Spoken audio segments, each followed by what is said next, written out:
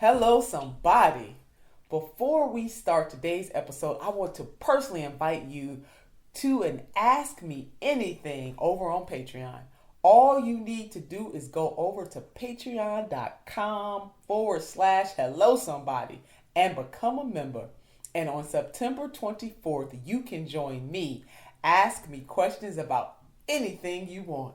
Go ahead and hop over there right now. Patreon.com/hello somebody.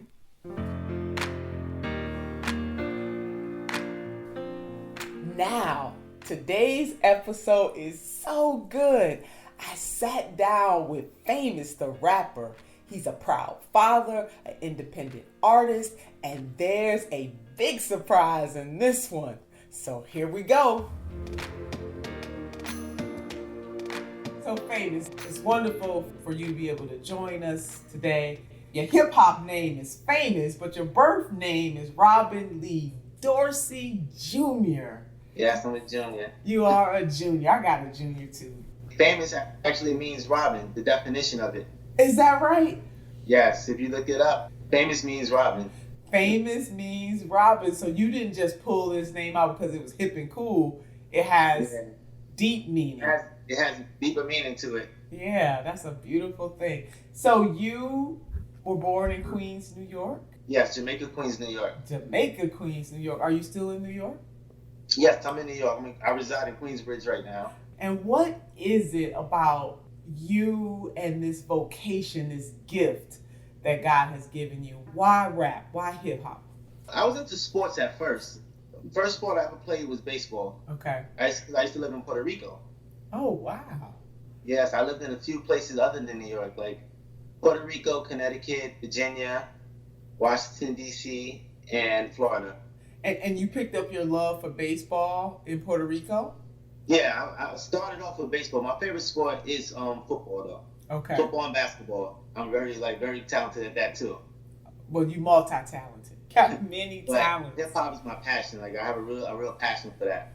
And when did you know that this was your thing? You know, so often it's hard for people to find that thing that gives them life, that breathes life into them, that they would do even if they made no money ever. It's just their calling. When did you know that rap, hip hop, when did you know that was your calling?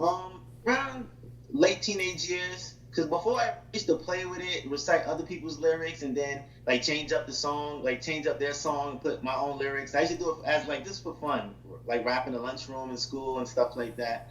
People used to tell me that you should take it serious because you're talented at it. At first, I didn't look at it like that because I was more focused on sports. But yeah, I have a passion for it's not about the money, it's not about that. I do it for the passion first. Passion first, money second. Passion first. Hopefully, I feel a lot of people now, they don't take time to put the creativity into their craft. Mm-hmm. Like they don't put I put a lot of effort into it. Like I read books to put in my rhymes, everything. Read dictionaries to find new words to put in.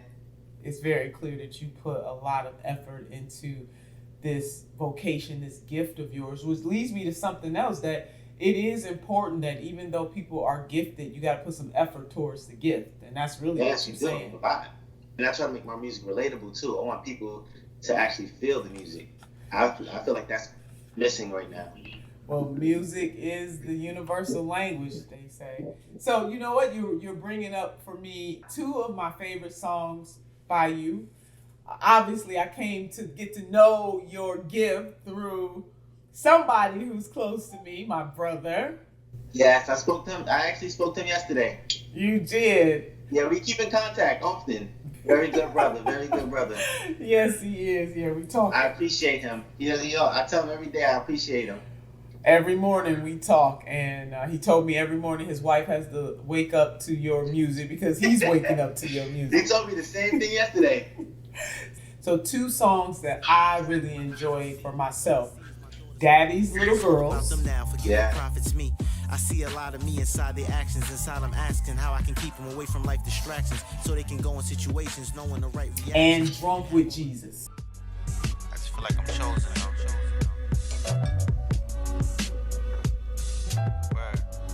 Okay. So I want to start with Daddy's Little Girls, a tribute to your 3 daughters. Yes, 3 daughters. Zadiana, Vonnie, and Lana. I could feel, not just through the words you were saying, all I have in this cold world is me and my girl. All I have in this cold world is me and my girl. Just me and my girl. It's just me Obviously, and my girl. your All I baby have in girls this cold inspired world is me the and my song. girl. That's also the reason why I do music for them. I want to provide them a better life. How did you set out to start to think of putting the words to that song together? They were your inspiration, but you were very clear about the world is cold and how you wanted them to, and I'm paraphrasing, I'm giving you my interpretation of the song and you tell me, you wrote it, you're the creator. But my interpretation was this was a song to instill and reinforce for your baby girls that you as their father, they really are your first loves. Yes. You love them. They are a creation. They are a gift to you. That they are beautiful, and the world is going to see them that way. You even put in some remarks about how, the boys, you got to beat them back, basically.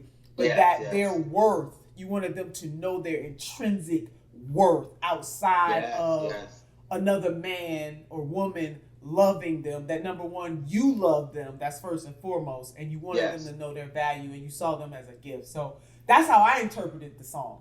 It's like that, and I want them to know that they love. I tell my daughters they're beautiful every day, and I love them. I make sure I say that every time I see them. I tell them I love them. Daddy loves you. I want them to know their worth too. That like love comes from within, not outside.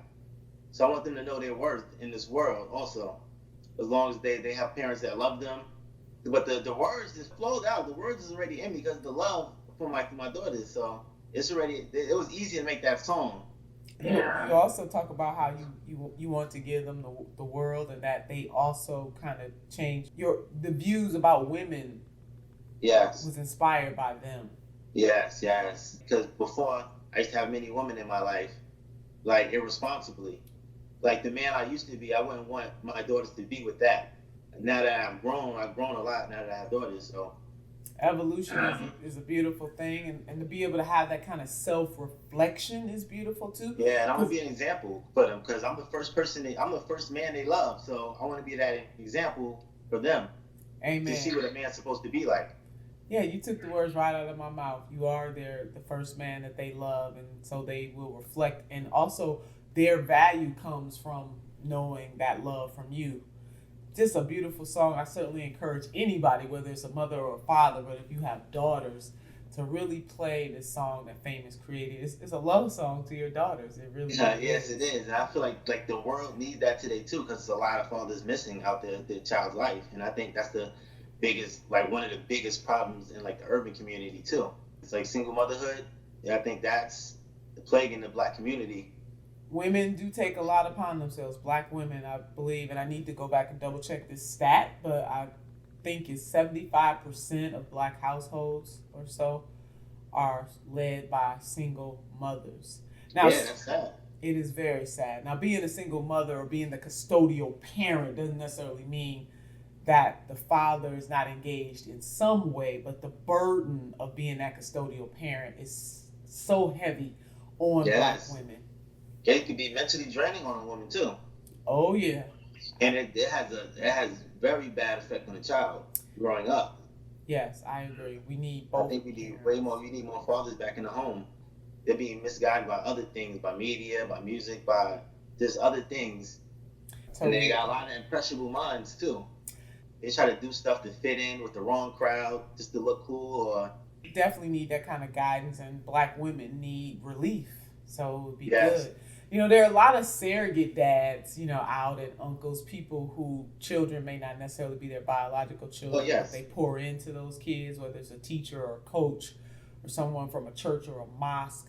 So I thank God. I just want to give a shout out to the fathers out there. Black fathers get a bad rap all the time. Yes. So I want to shout out the good ones, because there are some good ones, and there are some Black men who have stepped up to help their community. Yes, that's good. That's a good thing. We need that. It's a beautiful thing. Now it leads me to my next song, Drunk with Jesus. Got dressed quick, headed to the local spot to sip something. I get there, sit, slumped in a chair. I started with shots, Bacardi on rocks. Dizzy, everything around me just stops. I'm bugging out. Yo, what's this all about? The In original my song is, peripheral, I see a bright light. Drunk by Feel a Myself. cold breeze on my neck. Turn around, but And he didn't was see driving in the shit. car, Turn around, I couldn't just believe using the it. drunken stage, whatever.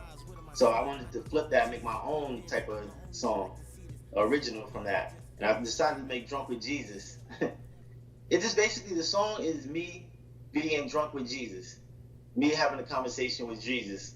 But basically, the stuff that we're taught, and like in the Bible and stuff, how the world is today, how it's totally opposite of that. Like, I feel like the world today is more corrupted than ever. It's like Sodom and Gomorrah, it's like Babylon right now. Can things change? Like, how can I play my part, to make change in the world? I try to do my part through music. And that is a gift.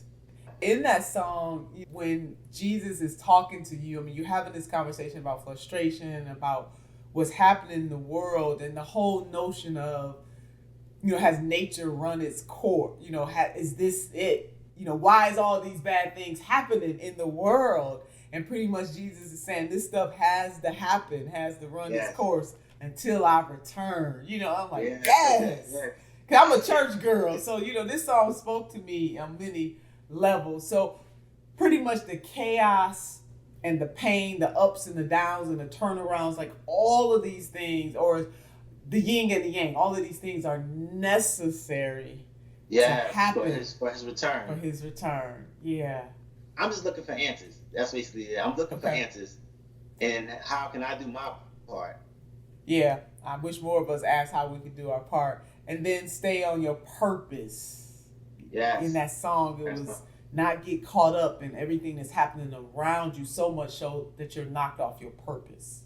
Yes, I think that everybody needs to focus on their purpose. I think that's the main thing people need to focus on, what their purpose in life is. And to know what it is, first you got to understand what it is. Yes, you got to understand that, yes. Yeah. You got to understand yourself. That's why you got to learn yourself. A lot of people don't know who they are. True that. I really, truly enjoyed that song. I've listened to that song at least 10 times. So hopefully that's one of my favorites, actually. Good. By the time we talk again, I might have it memorized. Yeah, I really like that song. Yeah, I think it's creative. It is. It's deep. People can relate. Yeah, whether they're religious or not, I believe that there's a lot for everybody in both of the two songs that I really like. And I know that you have so many others, but I wanted to pick my favorite. And when I do my music, I try not to be like too preachy. I try to still keep the entertainment value in it. Yeah. I don't want to come off too preachy because I could, but I don't want to do that because it won't be entertaining. People probably be bored. So I try to throw little bits and pieces of wisdom into it and drop jewels on it, and you can get what you take out of it. Now, who influences you besides your daughters? Who are the other influencers in your life? As far as the music goes, my biggest influence was Nas and Jay-Z. They're probably my biggest influence. I like the storytelling from them. Mm-hmm. And I can relate to them because we come from the same parts. The expression of African Americans and our ancestors. I mean, hip-hop is an amalgamation of all of that. The blues, the jazz. Dancing, yes. Yeah, all of that, right? It's not just the rapping, it's DJing, it is dancing, it's graffiti. DJing, graffiti. Yes. Yeah, it's all of it. Educate us. It's like it's a cultural movement, but it is very much rooted in our experience in America pre the name of hip hop. I mean, I can see it in the dance and the way we express ourselves throughout history. And even going back to the continent itself. So we go old school in the 70s and the 80s, the Sugar Hill Gang comes to mind, Rappers Delight. But I'm also thinking about one of my favorite songs, totally dating myself, but the Double Dutch Bus, rolling down the street. Those kinds of things where it had these messages. It was fun. It was teaching, as you laid out, not too preachy, but it also had lessons and messages. Yes. So we got our old school. And then I guess we would call the next phase of the 80s, like the mid 80s into the 90s. Some experts say that is the new school hip hop, where you got Run DMC and LL Cool J, Rakim, Big Daddy Kane, Salt and Pepper, Coogee Rap. Yes. Public Enemy, Fight the Power. It was very diverse, like late 80s, 90s. MC Light, you know. Yes, MC Light, Queen Latifah. Queen Latifah, yes. When I listen to those kinds of songs, it's very clear what the messaging is. Yes. Now when we come up into the 21st century, it's kind of hard to see the messaging anymore. Terrible. What are your thoughts about that? There is no message. Today's hip hop is terrible. There's some. There's people like J. Cole, Kendrick. Yes. They still stick to the truth, the art form. But for the most part, music is terrible. There's no message, and I feel like everybody feel they can do it now. That's why. It's been so big that everybody wants to do it, and a lot of people can't, but they feel they can infiltrate it because they see so many people, like untalented people doing it. They say, oh, well, I can do this too. So they use it more as a hustle instead of a passion. So I think that's terrible. I think you should do it because you love to do it. Like anything you do, you should love to do it and you put your all into it. You shouldn't do it just for a means to make money or a hustle. That's the definition of a culture vulture. Do you think that culturally that rap could ever move back to that? To the foundation, or is it too commercialized? I think it could, but it's a problem because a lot of the people that we grew up listening to are backing up the trash music. That's the problem right there. They don't back up people that's true to hip hop. But I think they do it from a business standpoint, I guess, because I think that's what the younger people want to listen to now. But for me, my message is I just want people to relate to the music, and I try to bring it back to what it used to be. Well, I'm going to continue to hold out hope with you that hopefully we can. That's what I'm trying to do. Go backwards to go forward.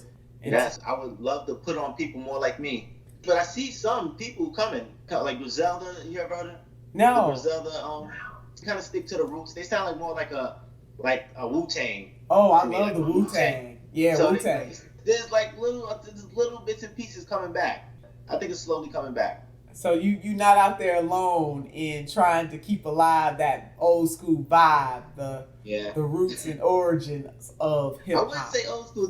People tell me that they hear my music just because I can rap. They call me old school. I feel it's more timeless than old school. Okay, well let's go and use timeless. But old school is. Yeah, I know what you mean. I know what it is. That means deep. Yeah. Not superficial. Deep. Yeah. No, vintage, classic. Vintage. Okay, we're gonna say vintage school. And what made you want to do the podcast? You went from Bernie Sanders to hip hop. Well, I had a podcast before called We the People, and I've been a news commentator. So I've always tried to be engaged in things that would allow me to give voice to people's hopes and their dreams.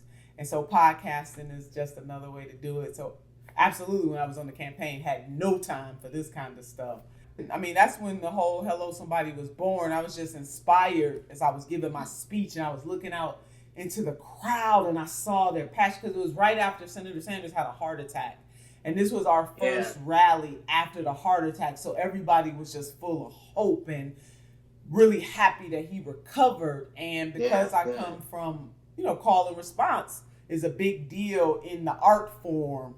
And I wanted people to feel what I was saying, and I wanted them to respond. I wanted them to let me know. So since I didn't know everybody's name out there, I was just inspired to say, hello, somebody. And so the crowd just started saying, hello, somebody. My love for hip hop, I'm that vintage. People like Tupac, definitely, absolutely love Tupac.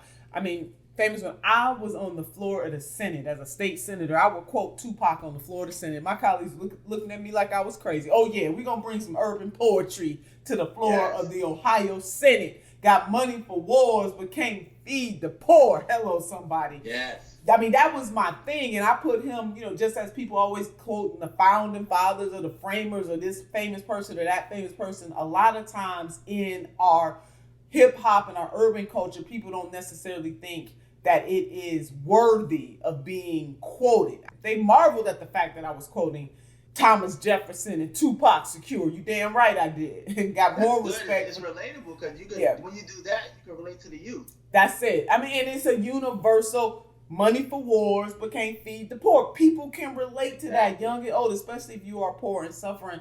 And so LL Cool J is my absolute favorite. You and your brother. Your brother said the same thing. Yes, yes. And maybe we kind of rubbed off on each other, but I have a whole playlist of LL Cool J for my workout. So when I'm running the treadmill or jumping rope or boxing on my boxing bag, as I visualize people who work my last damn nerves, I'm listening to. Yeah, LL Cool J is one of the greatest. He's one of the greatest. To LL. And then as far as, for deeper consciousness, certainly is Public Enemy, the Tupac type. Killer Michael Render and I have become really good friends, and I listen to him a lot too, and he goes deep. So I listen to him on his activist side, and then on his artist side as well. But the Run DMCs of the world, Biggie, Mace. Yes. Yeah, those are. I sound like Nas so much because he talks about some of these issues too. Yeah, he really does. And you're right, like the people, Kendrick Lamar and some of the others are picking up on some of that tradition, and it's a beautiful thing to see. I love a good beat. But I think you and I may have in common, words matter. And so I need some substance. The words are the most important thing. Mm-hmm. They are. Don't you need substance for your soul? I mean, it just can't be about the beat. That's what's missing today in hip-hop, the substance. There's no content. Yeah, let's get some substance for our soul. Let's get substance for our soul. And that's why when I pick my beats, I want the beats to have feeling to it. Come on. I don't want the beats to just, because most of the beats now it all sound the same. No originality to it now. People need to make money. There's nothing wrong with that, especially if nobody gets hurt. I don't believe that people should make money off of other people's misery. You know what? Music is a lesson. It's not only its own language, but it teaches many lessons. I think if they play more conscious music, I think more people would be conscious. I agree with you. Because they play the same songs over and over. They get it stuck in your head. I feel like it brainwashes the youth. The best is yet to come for you, sir. Thank you. I really appreciate it. You are so welcome. It's an honor to be on your podcast. All right, Phamous. You take good care, darling. All right, you too. Okay. It was so great having that dialogue with Phamous. And you know what? He did something spectacular for Hello Somebody. Oh my God. And I got to give a shout out to my brother because it was his idea. Don't tell him. Don't tell him I gave him a shout out. To my little brother, who's bigger and taller than I am, but I am the oldest, baby. But yes, my brother had this idea and Phamous came through.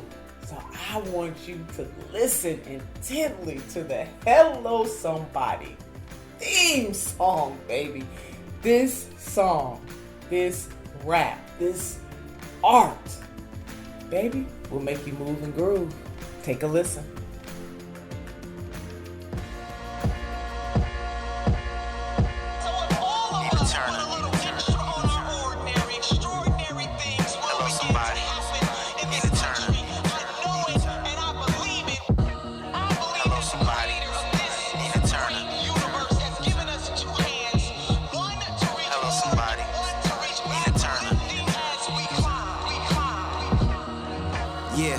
Change is coming, the pain is numbing.